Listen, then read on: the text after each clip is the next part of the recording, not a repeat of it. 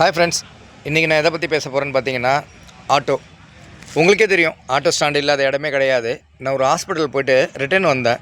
சரி, பைக் எடுத்துகிட்டு கிளம்பலாம் அப்படின்னு பார்க்கும்போது பார்த்தீங்கன்னா, அங்கே ஒரு 3 பேர் ஹாஸ்பிட்டல் வாசல்லேருந்து வெளில வந்துட்டு இருந்தாங்க. ஒருத்தவங்க பேஷண்ட்டு, 2 பேர் அவங்க கூட வந்திருப்பாங்கன்னு நினைக்கிறேன். சுற்றி முற்றி பார்த்தாங்க, ஆட்டோ எதுவுமே இல்லை. சரின்னு சொல்லிட்டு வெயிட் பண்ணிகிட்டு இருந்தாங்க. அந்த வேளை ஒரு ஆட்டோ வந்துச்சு.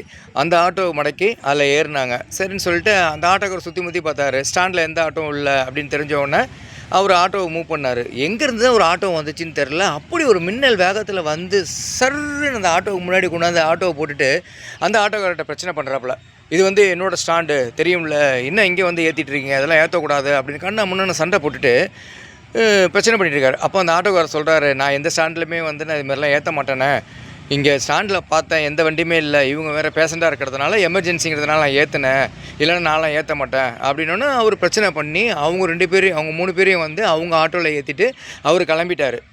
அது எதுக்கு நான் சொல்ல வரேன் அப்படின்னா, என்னை பொறுத்த வரைக்கும் எங்கே பார்த்தாலும் பாருங்களேன், ஒரு பூக்கடை வச்சுருக்காங்கன்னா ஒரு 4 பூக்கடை எல்லாம் ஒத்துமையாக இருப்பாங்க. ஒரு மளிகை கடைன்னா 4 கடை இருக்குன்னா எல்லாமே ஒத்துமையாக இருப்பாங்க.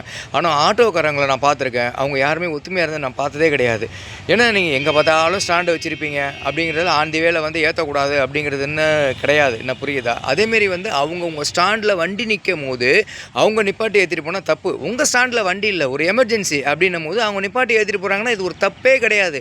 எதுக்கு தேவையில்லாமல் நீங்கள் பிரச்சனை பண்ணிட்டு இருக்கீங்க? நீங்கள் பிரச்சனை பண்ணுறது வந்து அவங்க பேஷண்ட்டுக்கும் பாதிக்குது பார்த்தீங்களா?